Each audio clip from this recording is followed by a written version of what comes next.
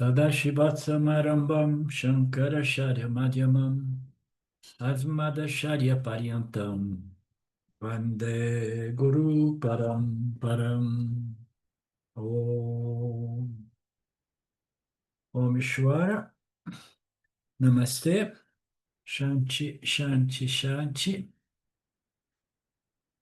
Om. Okay, we have seen we are here, I don't know, on the still on the 11th chapter. We sing all the glories of the Lord, and then we have seen Krishna asking for total vision, Vishvarupa, or Viratishvara vision.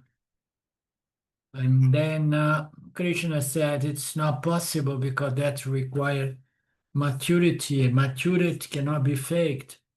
And then he said, doesn't matter, I'm a good friend of yours, fake my maturity for some time. And then Ishvara said, okay, I will do it, but the problem is that it's not going to remain. You are not going to get full benefit. Okay. And there is a chance that later on you may feel a little bit very sad because you have developed certain maturity and quality that allowed you to see the beauty of this universe as the physical body of the Lord, designed intelligently to provide all human jivas the possibility to grow.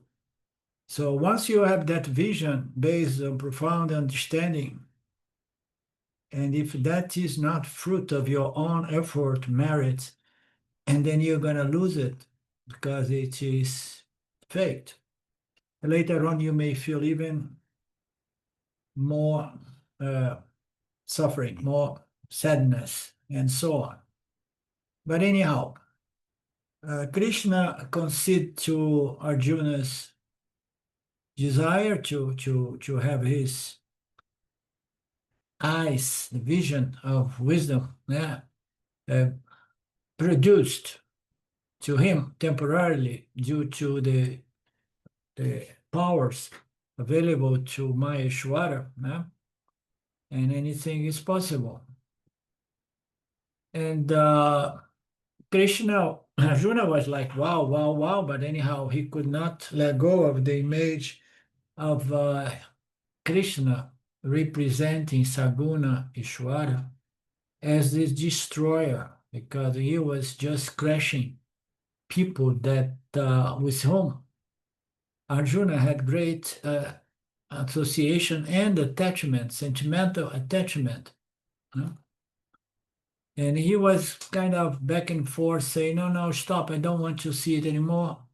But let me take a quick look. And then he take a quick look again. And then verse 22, he said, Rudras, adityas, vasus, sadhyas, visvedevas, the two asvins, maruts, pitrus, groups of gandharvas, yakshas, asuras, and siddhas are all looking at you with wonder.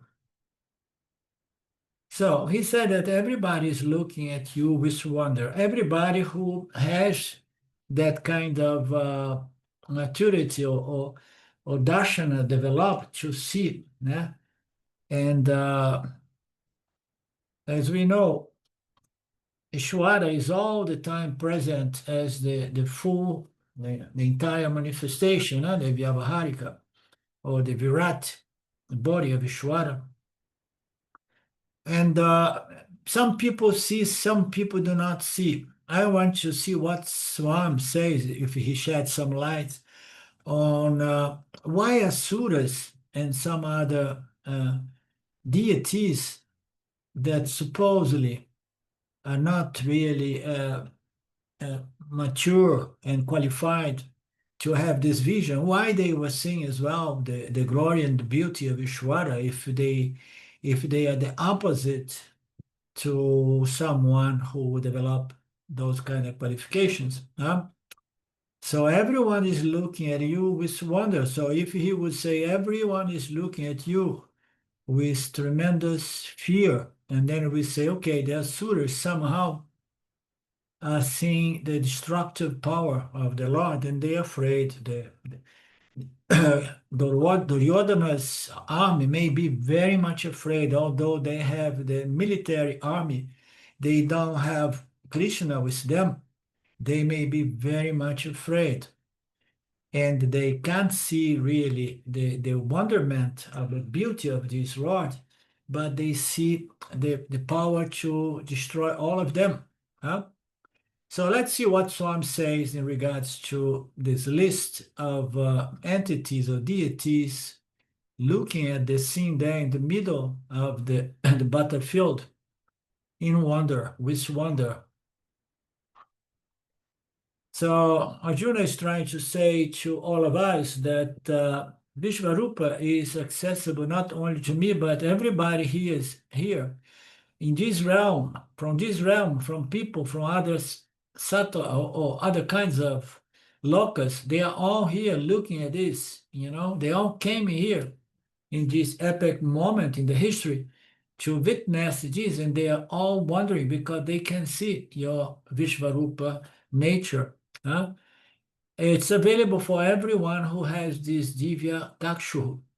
So as Swamiji says, the Lord, as the entire cosmos, is always available every moment of creation.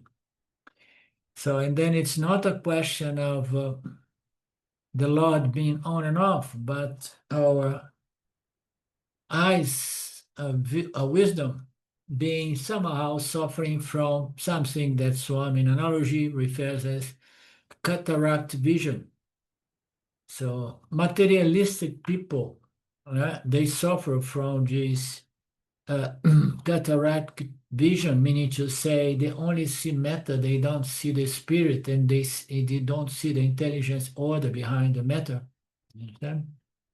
So it's a form of illness, and nicely present as a cataract vision problem, because it's a vision. It's not a vision through the physical eye, but an eye of wisdom that needs to be properly understood. I mean, all the time we have visions of things that we don't achieve those visions by any one of those five senses. Or we could say the combination of all the five senses is going to provide me a certain understanding. And then I say, by inference, I have used all the five senses. And now I have a vision that allows me to understand the law of relativity from Einstein. So it's a vision, not eye vision, but it's a cognitive, intellectual vision. So most people cannot see God, especially nowadays. And they have this problem, cataract vision, because of the self-centeredness, the so-called ahamkara and mamakara. Excuse me. I'm not inspecting my throat.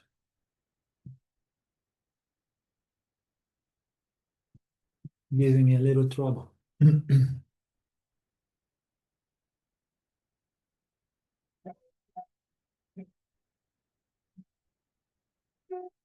When someone puts it as every one of us have our own visions, and our visions, they are somehow filtered through this cataract kind of lens, or a vision that is covered up by my vasanas, my predispositions, my likes and dislikes, my raga dvesha.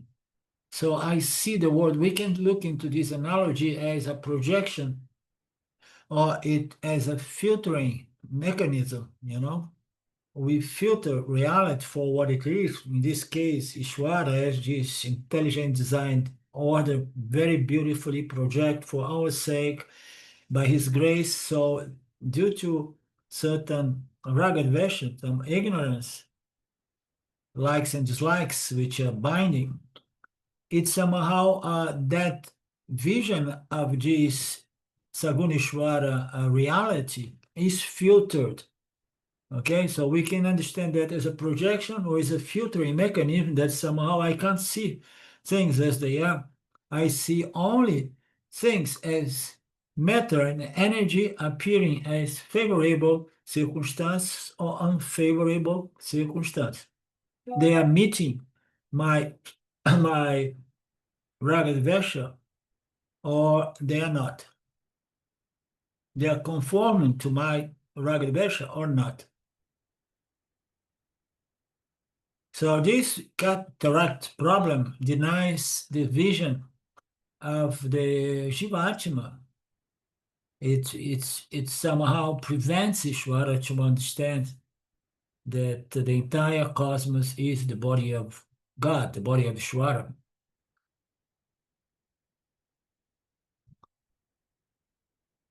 So what we have to work on? And here he's giving the remedy as well. He says we need to work on our ahamkara mamakara, our likes and dislikes. Because every time that we work on that, understanding the mechanisms and the suffering those mechanisms are producing and creating in our lives, only understanding is everything. Once we see the price we are paying to hold on to our hankara, mamakara, what I want, what I don't want, if I don't see the price, I don't let it go. We don't let it go. So, but once I work on my ahamkara, mamakara, or my raga dvesha, and then this cataract vision illness is going to subdue or at least largely reduced. Again, Vishvarupa vision is available at all time, and only those with lesser, let's say Swami puts things in a nice perspective, lesser aham mama, lesser ego. Ego is nothing but human consciousness governed by likes and dislikes, binding likes and dislikes.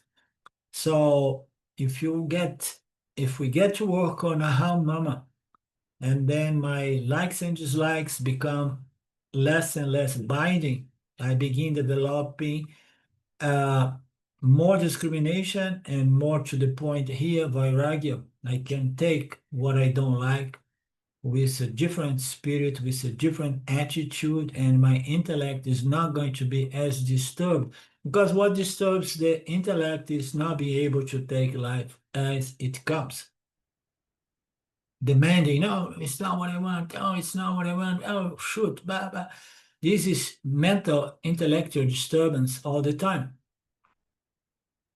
So everybody who has got some lesser ahamkara mamakara is already developing the vision of Ishvara as the entire cosmos. And then he says, and who are the people who are already getting some of this vision? And then Swamiji says that Arjuna presents a long list, owns 11 Rudras. These are all various groups of celestials in the higher lokas. I have told you before. In Svargaloka also several colonies are there. So some of them with better facilities, more punya available. Whoever has got there, meaning to say, deserve to be there, and is going to have a better understanding of what Krishna is saying here. And these celestial orders are state, they are realms in which might, or let's say collective orders, clustered together by similar minds, they available within, they say that the same realities within, one realities. There are all these things happening simultaneously. So you don't need to travel to one of these lokas. It's in here. It's just a question of your growth, your mind, the frequency of your thoughts, the nature of your thoughts, and so on. So several colonies are there in the battlefield. Some of them are for people who more merits to enjoy more punya. There are some also lesser facilities, in which people go And to exalt some Papa, let's say Indra has got special facilities, and Indra is there. He's up there on the highest possible Brahmaloka. But those are not self-realized entities, but they have this vision because they did so much sadhanas, tapas, and rituals. They have purified the mind, developed certain qualities, and then they understand the nature of Saguna God. They did not understand the nature of Nirguna God, but they understand the nature, they can see it. And right there, when Krishna made himself available to Krishna, all these people have the opportunity to tap in and take a look. Huh?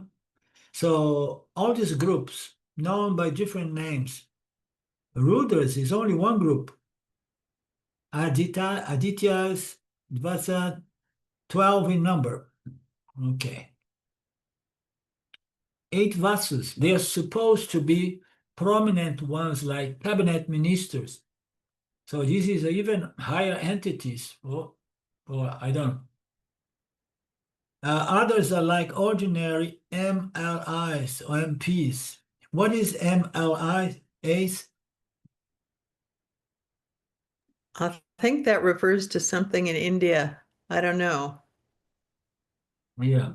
Some administrative class, perhaps, in India. Yeah. I don't know. Yeah, yeah, something like that.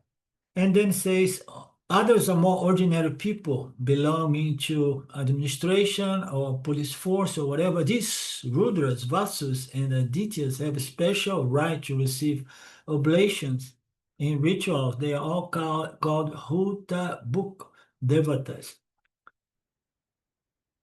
Okay, so I mean, we can imagine that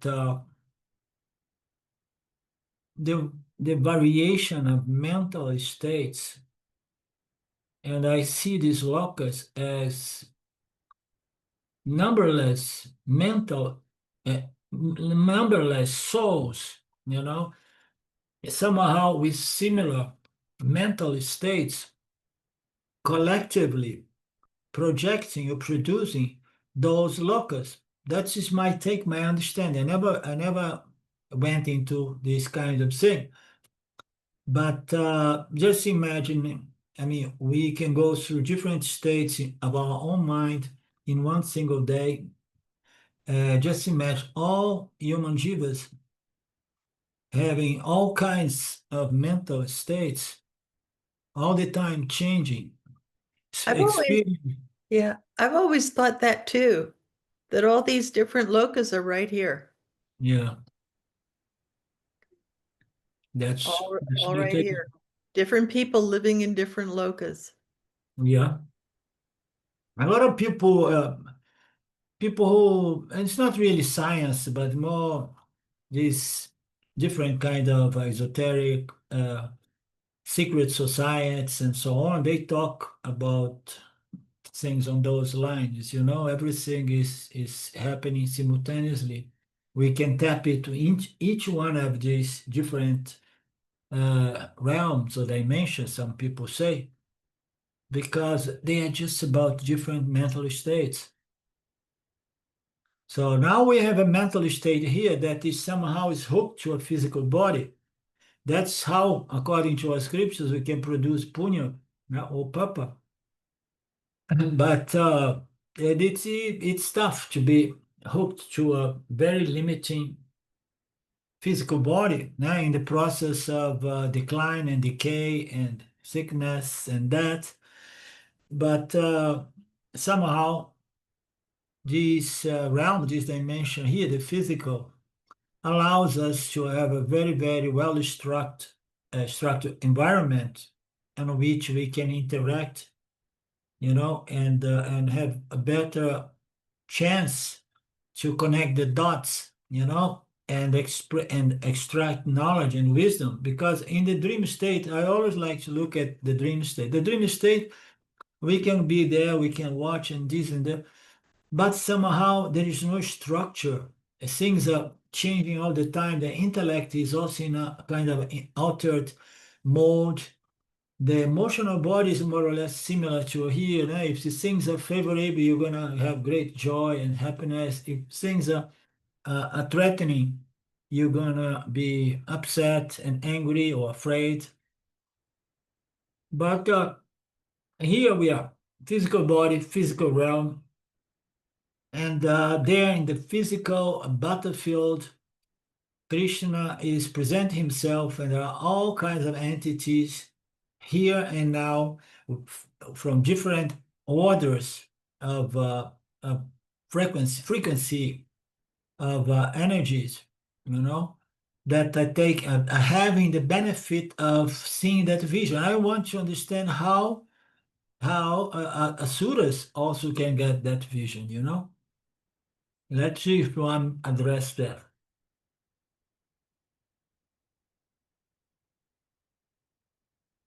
Okay. Sadhyas, another group of devatas are called sadhya. This another group devatas, okay. Then maruti, another group of devatas, 49 in number. So these are all devatas, huh? 49 in number. Do not ask me. You are telling as though you have count them yourself. No, I just trust the scripture, and I'm repeating the scripture here like a parrot. Because when we go into esotericism or mysticism and these things, nothing can be really verified by logic, by experience, by analysis. He said, no, in the scriptures they have been saying that. The scriptures say 49, but if you want 48, it's okay. Whatever, most probably because there are some debates on the precision of these numbers, which is totally irrelevant.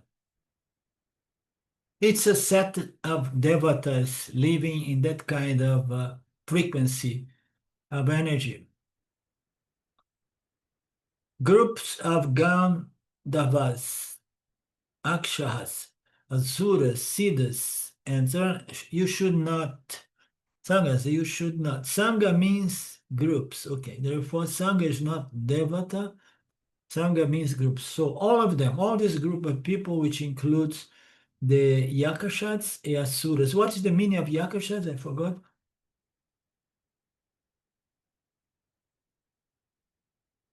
They are all appreciating the same vision of the Lord. Not only they are seeing you, they are also in wonderment, just like me. They are wonderstruck, like me. Vismitaha means Acharya Karita.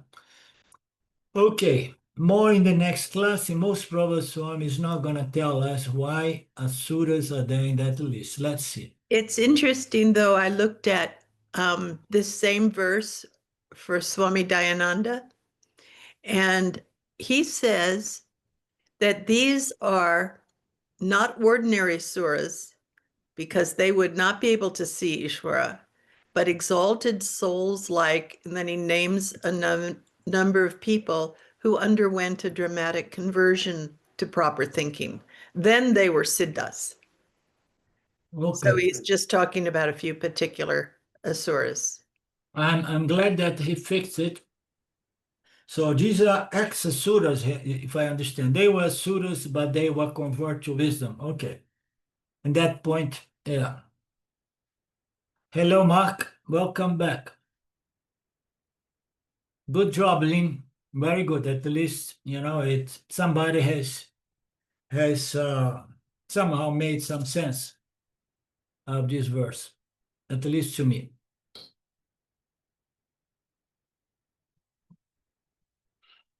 Blessed by Lord Krishna with the vision of Ishvara, having opened his divya kakshu, his eyes of wisdom or third eye, which means a qualified, appropriate mind, state of mind by which a person can see the Lord manifest as the physical universe.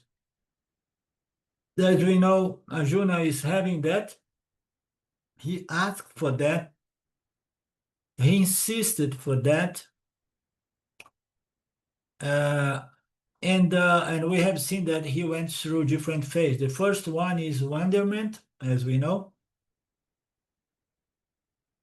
The other one is, maybe, if I remember well, it's just appreciation, something. And the third one is fear. So the first stage is a wonderment. Anything that's huge, it creates a sense of wonderment, as we know. Waterfalls is one symbol, ocean, and the universe is so vast. It makes our minds and intellects to wonder to the magnitude of this creation. So waterfalls in large quantity, like Niagara waterfalls. So it's a wonder people from different parts of the world go there to see. I think it is in Africa, somewhere in Africa, huh? Niagara. Niagara is in upstate New York at the border of Canada and the US. Okay, which one? There is a huge one in Africa as well that I Yeah, forgot. there is. I don't remember the name. That'd be Victoria. Victoria Victoria? Falls. Okay. And then we have here in South America as well, the huge waterfalls in what's the name? Sylvia? Blank. Blank, blank there, blank here. Okay.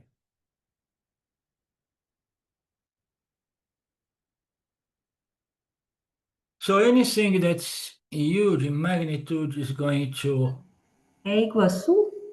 Iguaçu. Iguaçu. Thank you.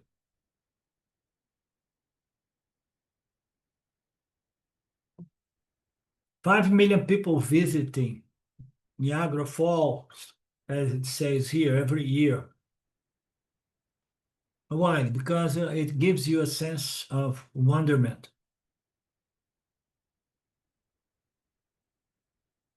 Also, another thing that gives us a sense of wonderment is silence, because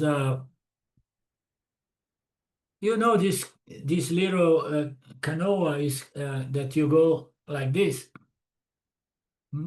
Long ago, I was in a place I don't remember, but the person told me, "Go, you will have an experience." This was a very large, vast lake. And I thought, what is in it, Is because once you go there and then you keep, going, you come to a place where there is such a silence. The noise here and there, they all disappear, and you are in that profound silence.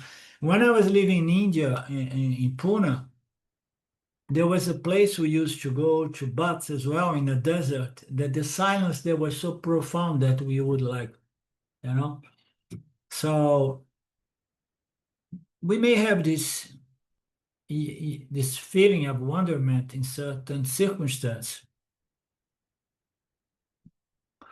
Therefore, the first response is very beautiful. Poetically, Vyasacharya puts it as wonderment.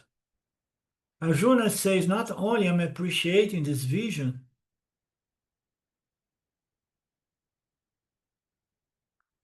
but everybody else who somehow showed up here, they are also appreciating, which means to say that they all had a certain development in terms of maturity or wisdom that allowed them to identify the nature of Ishvara, of Ishvara is everything, everything. So it's not that Krishna is producing an epiphany on all these deities around there, no.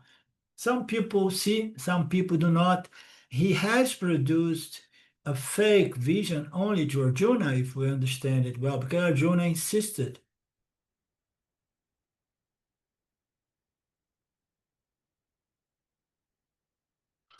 And once we develop this level of spiritual maturity, we save ourselves a lot of trouble. We don't need to travel to India every year like some people do, like I used to do in the past, okay? To visit my favorite mountain, my favorite ashram. Huh? No, I know that Ishwar is available everywhere 24/7. So the next stage after the wonderment, and it's going to be described in the next verse. Oh Lord, verse 23rd. Oh Lord, people are frightened. Page 2013. Oh Lord, people are frightened by seeing your huge form, which has many mouths and eyes, which has many arms, thighs, and feet, which has many abdomens, and which is fierce with many tusks. So also, I myself am very frightened. What is many tusks? Like an elephant has tusks, the bony protrusions that come. Yeah. Okay.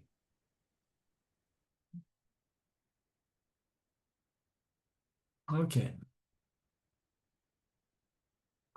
While appreciating Vishvarupa Arjuna, he was fixated with the mouths of the Lord. And he has briefly mentioned that before in the previous verse. Lord's mouth was described of huge conflagration of fire. Fire is a symbol of destruction, as we know. And here the Lord's mouth represents the time principle, that which puts an end to anything that was created. It's not the physical mouth that's being talked about in this verse, but the mouth represents the time principle. And the time not as the creator principle, but as the destructive principle. Kala has got all the three functions. Time is responsible for the origination, creation, maintenance, and destruction, beginning, middle, and end. Huh? So we have three elements which are all within time, and the last one is the one that Krishna, like most people, have a hard time to make peace with, and be grateful for. When you look at the Lord as the constructor, we feel very happy. Thank you, Lord, for the opportunity. Thank you for maintaining this body, the second level. And then when time comes, the body is old. And then Shwara say, hey, what do you think about, find a new instrument of experience, let me take you out of this old body. And don't be concerned. You're going to get another one if you really insist. No? So the third one, people have a hard time to accept with appreciation in their heart. Because deep inside there is this fear, if I lose my physical instrument of experience, I may lose my existence as this Namarupa so and so. But therefore, the person has to be so clearly and firmly established in understanding that I'm none of these instruments. I am consciousness that which shines through this instrument. No Namarupa represents my true identity nature. Therefore, only then the individual is okay with giving back or allowing Ishvara to take it back, without any problem or concern. There is no fear that I'm going to lose my existence. And there is no doubt that Ishwara is going to provide me with another instrument, okay, to continue the journey of the soul. So this third principle, or the second principle sustaining, is referred to Vishnu in general.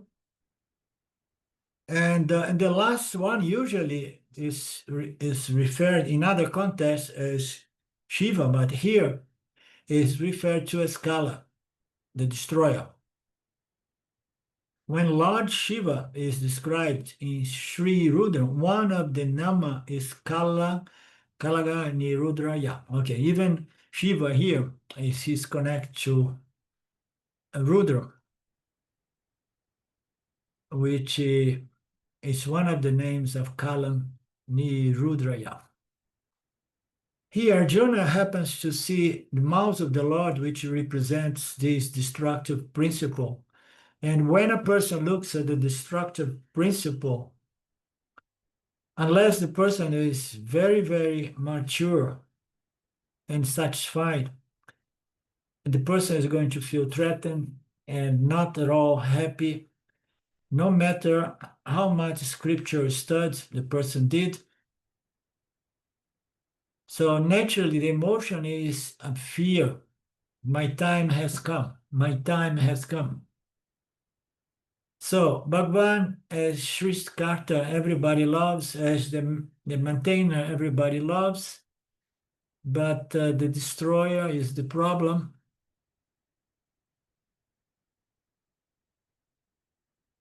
And this represents the principle that the Vishvarupa consists of pairs of opposites. If you have to worship Vishvarupa, you have to worship both sides. The side that gives you wonderment and the side that gives you fear. You cannot say, I love God, I understand God, I relate to God, but I reject the third part of God as the destroyer. So now it's one single package. In order to really have this relationship with Sagunishwara established in a way that I live a life of love, reverence, and gratitude, I need to accept by understanding. You know, the laws, among the laws, the most fundamental is that anything that is apparently created must be apparently destroyed. So this is the vision that takes all the three parts. Therefore, Lord is, as Vishvarupa, has these different principles producing different reactions. You must understand them as inseparable or complementary features, one package in common English language. You will not be frightened. If you see them as different principles, and the first and the last one is the opposite. One creates and the other destroys. And say, what kind of God is that? This God should make up its mind. Either he creates or he destroys, but to create, to destroy, create, to destroy. This because the person is under the spell of ignorance that compels the individual soul to identify with the physical body and say, if I lose the physical body, I lose my existence. You must learn to live, to look at them, upon them as complementary, whole. Otherwise, it will frighten you. And what is the first and most important pair of opposites? Birth and death. Those are the two opposite sides of the Vishvarupa. Anything that is born must be sustained and for sure will disappear, will be destroyed. So the beginning, the births and the deaths are the opposite.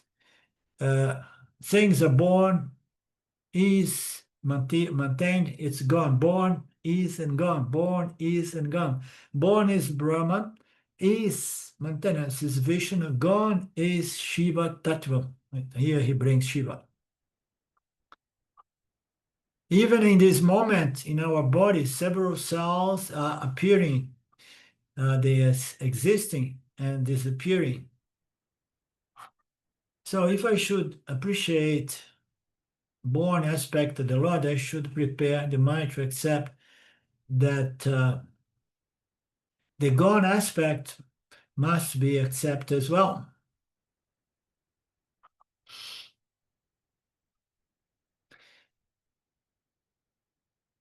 We have no problem. I mean, in the beginning, most people have problem to get in contact with other people's deaths. Okay, so I still remember when I was on my very early 20s, an uncle, a very, very close to me uncle, somehow died somewhat prematurely. And I was attached to my uncle, and it was such a shock. It was the first contact I had with death.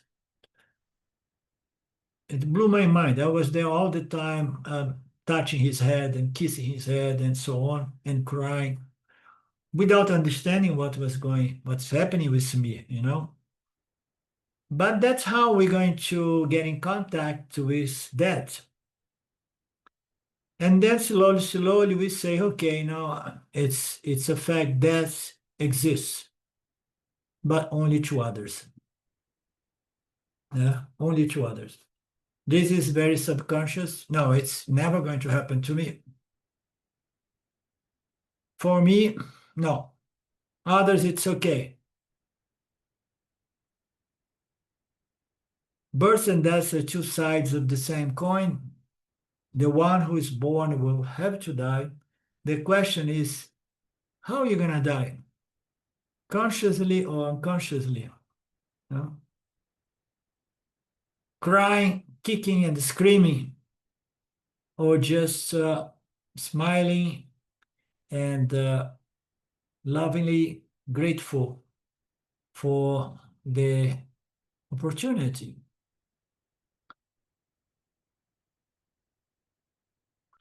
So we okay, but when the death knocks at our door,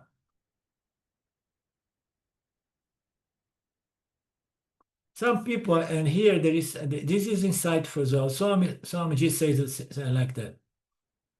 Some people, they develop certain wisdom, and this wisdom somehow warns out the attachment with one's own body.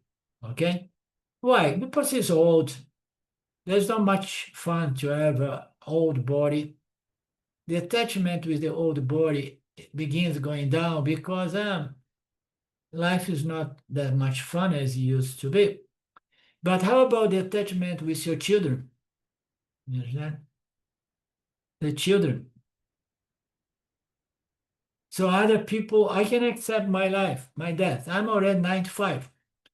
So I lived a good life and so on, but please, my children should not die before me. Birth and death are two sides of the same coin. How are we going to die?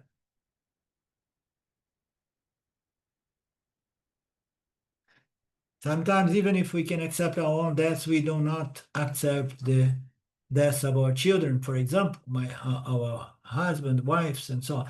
Vishvarupa appreciation means I should accept both extremes, births and deaths, both as Mangala. I should not look upon one as Mangala and the other as a Mangala. Again, Mangala means what? Support. Auspiciousness. Auspicion, but it's very, very similar to the word support. Well, I think it's the same, huh?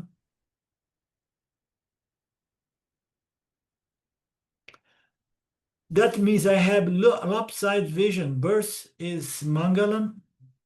Death is also Mangalam. Similarly, growth is Mangalam. Decay is also Mangalam. Coming together is Mangalam. Breaking apart is Mangalam. The day is Mangalam. The night is also Mangalam. All pair of opposites, they are complementary. we need to see them as integral part of God. There is nothing undivine to me, nothing has that is unacceptable to me. This attitude is maturity or spiritual development. If this development, if this maturity is not there, Bhagwan will sometimes appear to be compassionate. At some other times, Bhagwan will appear to be cruel and unjust. The cruelty that I see in Bhagwan is not the cruelty in Bhagwan, but is an expression or indication of my inner immaturity.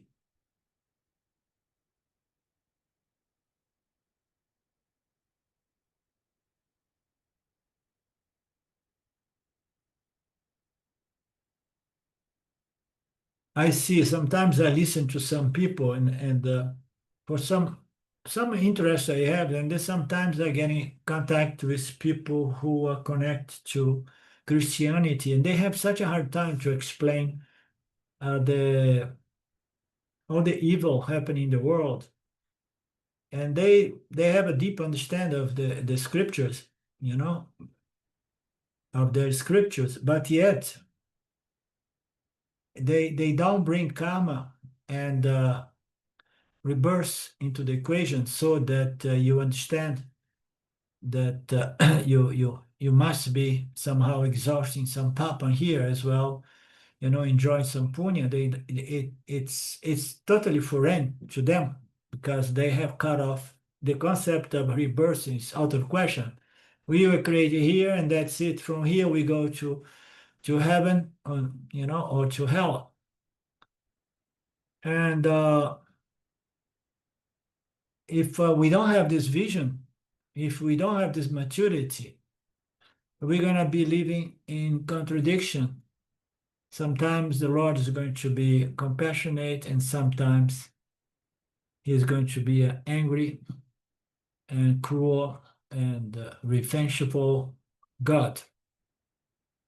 So it is the cataract in my eyes, the ignorance in my mind, the uninformed notions, I mean, mistaken notions I have got from religions. And in this case here, Arjuna is not really fully matured and prepared for self-knowledge. And therefore, he is not able to withstand with equanimity, seeing both extreme sides of the Lord, the creation and the destruction, with the disease and so on. So that Bhagwan aspect, the destructive aspect, is being described now up to the verse 30. Visvarupa as a source of fear for immature people, ignorant people. People moved by, I want what I want, and I don't want what I don't want. If I don't get things my way, I am mentally, emotionally, and intellectually disturbed. So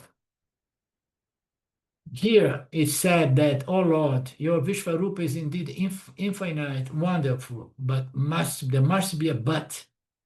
You have got countless number of face and eyes and so on. They are so beautiful. Not only there are many hands and arms and so on.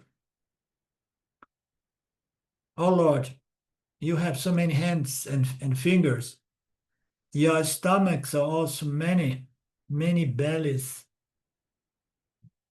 Oh Lord, sitting with many bellies, every belly is your belly. But I told you that there must be a but. Now comes the but. But there is one part of you I do not want to see. I can't stand it. If you show that part to me again, I'm going to close my eyes, and don't take it bad. Don't feel that I'm rejecting you, but know that I'm rejecting you because I'm not qualified enough to see you in your integrity.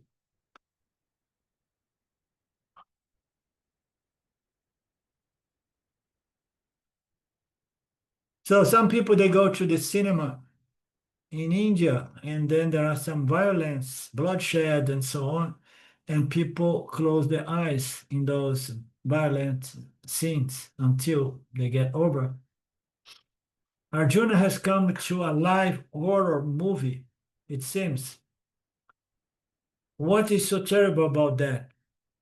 He's seeing the destruction there, waiting for the battle to take place and destroying all these people, in the process.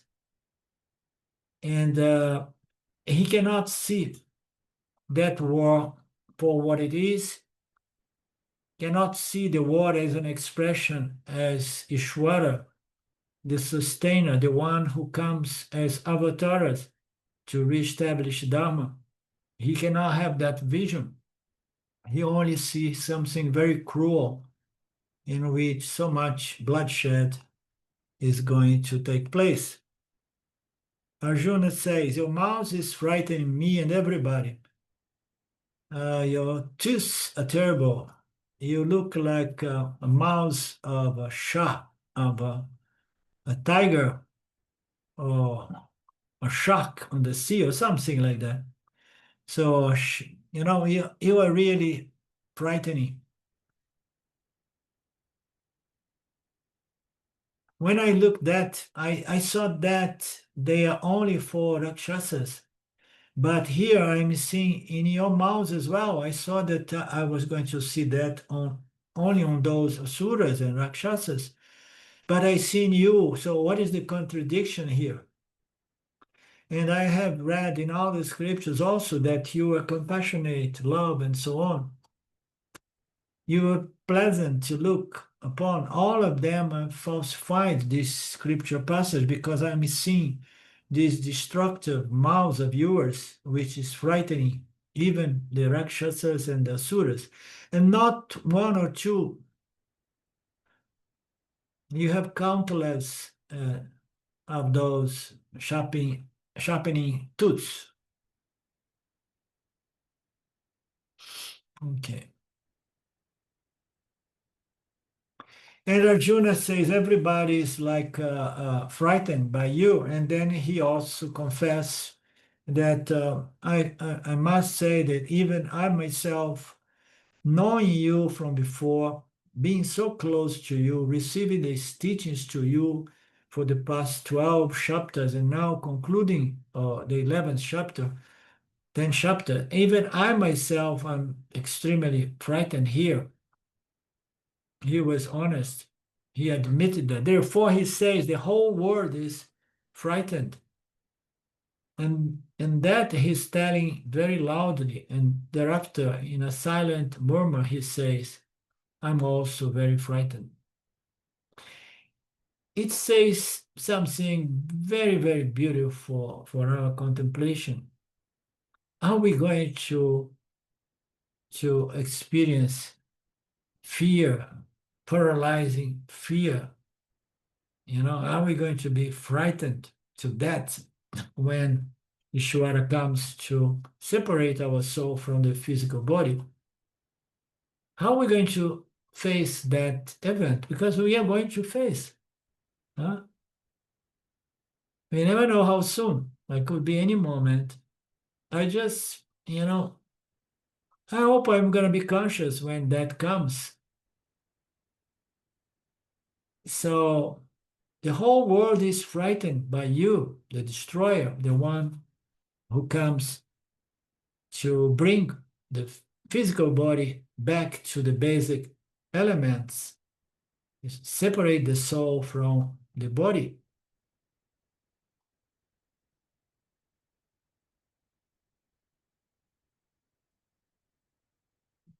So I don't Swami makes a big function when they are serving. There is a service there. They are serving payasam. That may be something eatable. You love payasam. And you feel like, oh, the person is going all around giving this payasam to everybody, but it's not coming to me. But you feel shy to call the person, oh, you missed me, here, I'm here. Come here. I want payasam. You call him and ask him. The other person does not need it, but after serving him, quietly you say, give me some also to me. That is without the other people knowing. So he's trying to pretend that he did not get his payasam yet, from what I understood here. Similarly, Arjuna used the trick. The whole world is frightened, but I'm also frightened.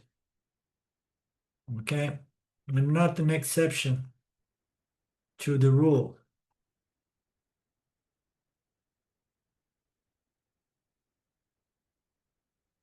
So, just touching the verse 24, indeed, I am frightened at heart by seeing you who is touching the sky, who is brilliant with many colors, whose mouths are wide open, and who has large fiery eyes. I do not find courage or composure, O Lord. I mean, I find this passage so beautiful. It's talking about all of us, as I have mentioned, you know. How are we going to face our moment? Now, how profoundly self-knowledge was established so that we don't fall for this,